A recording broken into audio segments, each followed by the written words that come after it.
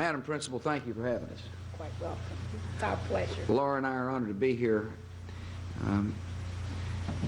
During the moment of reflection, it is a time to ask for the Almighty's blessings on those who suffered, those who lost a loved one, and remember that there's always a more blessed day in the future.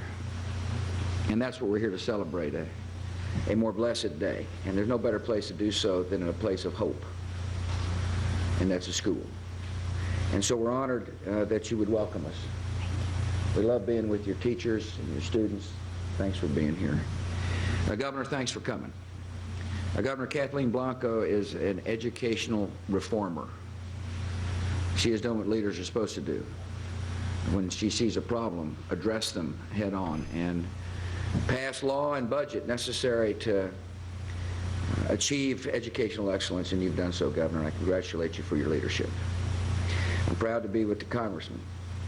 Jeff, thanks for coming. You care deeply about the students of this district, and we're glad you're here.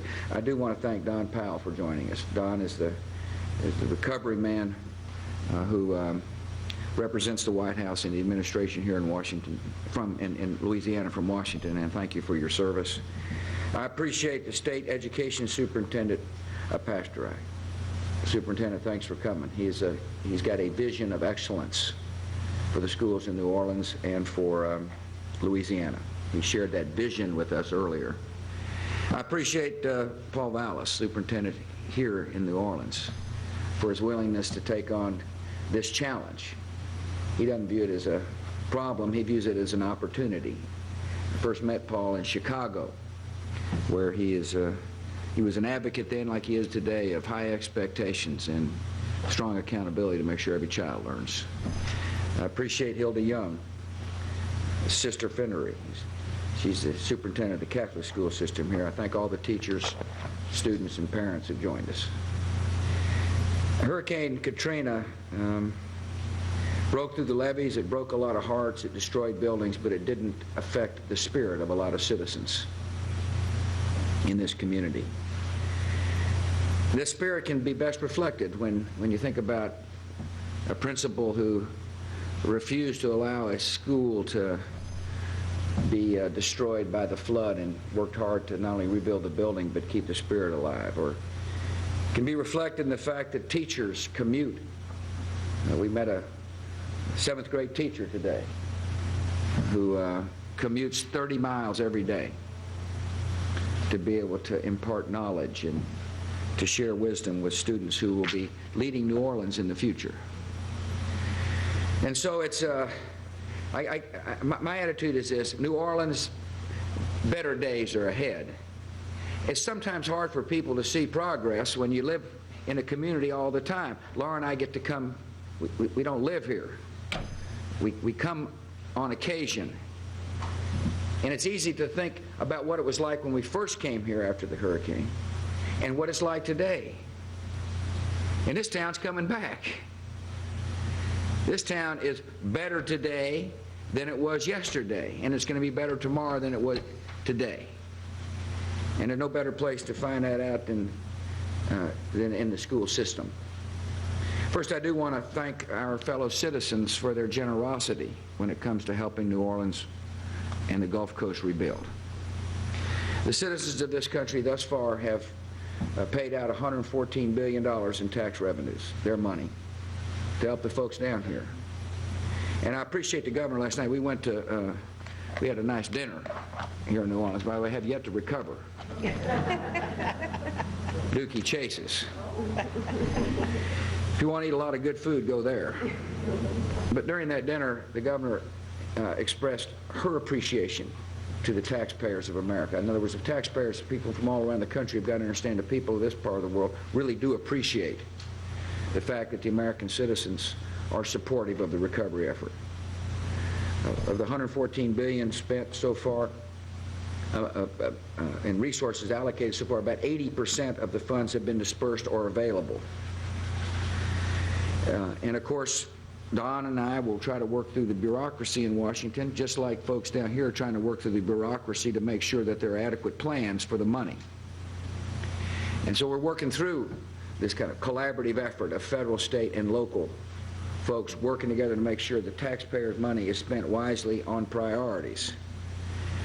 But there's been a commitment, and a strong commitment. A lot of people down here probably wondered whether or not those of us in the federal government not from Louisiana would pay attention to Louisiana or Mississippi. In other words, it's one thing to come and give a speech in Jackson Square. It's another thing to keep paying attention to whether or not progress is being made. And I hope people understand we do. We're still paying attention. We understand. One of Don Powell's jobs is to make sure that the federal government understands the hurdles that remain for recovery. One hurdle was the levee system.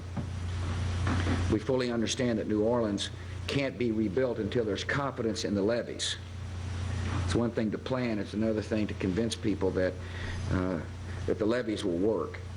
And there's been a lot of effort by the Army Corps of Engineers. As a matter of fact, Don Powell announced the other day that we're going to complete work to improve storm and flood protection infrastructure to a 100-year protection level by 2011. And that's a commitment, and it's an important commitment to make. We're also going to fund $1.3 billion network of interior drainage projects to ensure the area has better hurricane protection. Or there's federal responsibilities. The levee system is the federal responsibility, and we'll meet our responsibility. And obviously we want to work together with the state and local governments as well. Obviously it's a collaborative effort. One of the things that Kathleen and I have been working on a long time is wetlands restoration in order to provide more protection for the folks down here. We got a good bill out of the Congress, and there's an opportunity now for Louisiana to have the cash funds necessary to begin a serious and substantive wetlands restoration program. I appreciate the fact that Al Gonzalez was down yesterday talking about how the federal government can help on local law enforcement matters. I firmly believe local law enforcement is just that, local.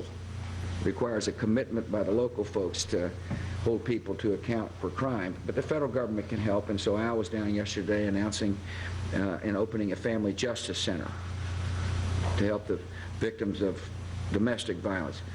VA is going to build a medical center in downtown New Orleans as part of the federal commitment to helping people here recover. And so I come telling the folks in this part of the world that we still understand there's problems, and we're still engaged, and Don will continue to make sure that that we listen and respond when possible. But let me talk about the school system.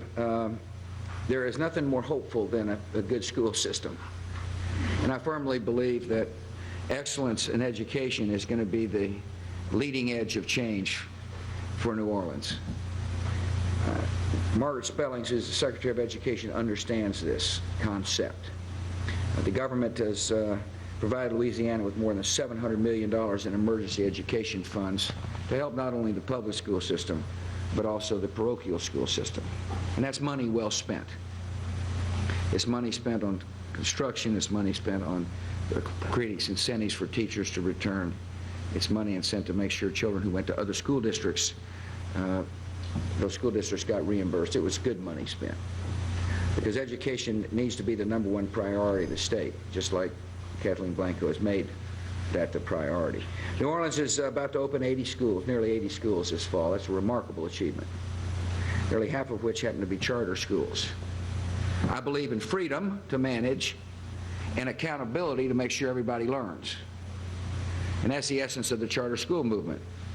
Freedom to manage, but accountability to make sure no child gets left behind. And that's the spirit of the superintendent, both superintendents here. They believe in high expectations and measuring. It's what I call challenging the soft bigotry of low expectations. If you don't believe that somebody can learn, you'll set low expectations.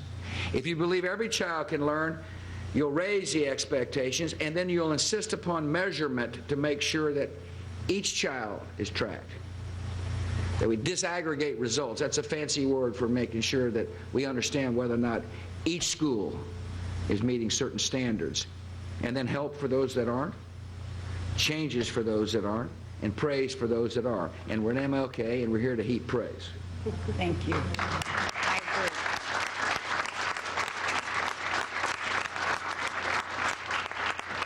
This is the first public school to open in the lower 9th Ward. It is a tribute to volunteers, concerned parents, and citizens who care about education. It is a tribute to the fact that there's teachers who taught in makeshift classrooms during renovations. In other words, they care about the buildings, but they care more about education. And we're willing to teach no matter what the circumstances may be. And it's a tribute to a principal Thank you. who had a clear vision. Thank you.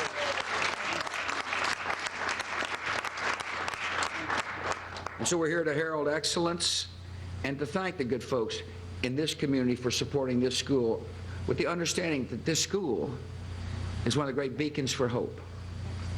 I want to thank the educational entrepreneurs who joined us, those who are in the process of helping find new teachers. Teachers, there was a great concern, obviously, when schools were reopening, was whether or not there'd be enough teachers. And people responded. People responded to the call to help provide at a grassroots level the support necessary to encourage people to teach. Teach NOLA is such an example.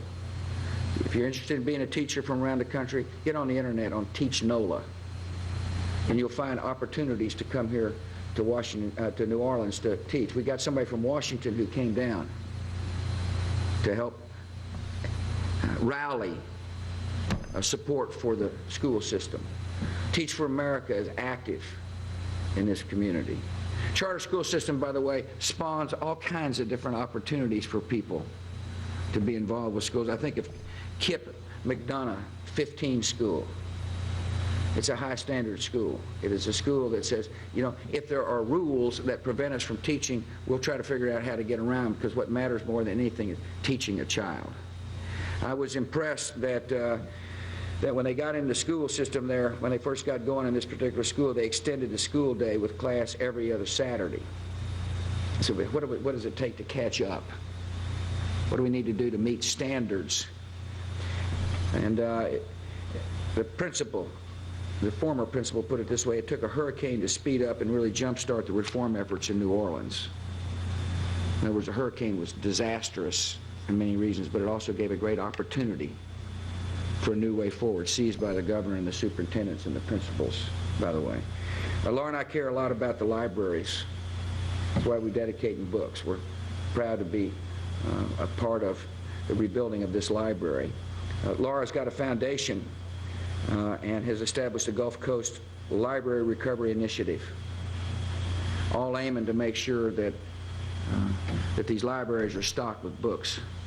You ought to apply to her foundation, but I think you'll have I think you'll have a good opportunity. Absolutely. I know. I'll try to work it for you. Good. I'll never forget one time when I was governor of Texas, a woman looked at me and she said, "Reading is the new civil right."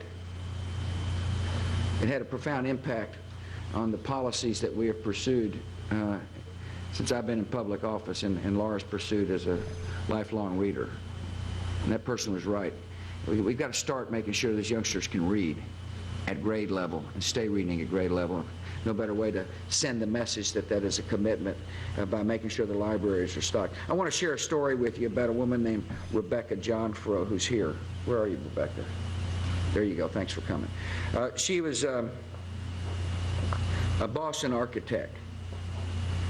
She studied to become a architect and was in a firm, but she is from New Orleans.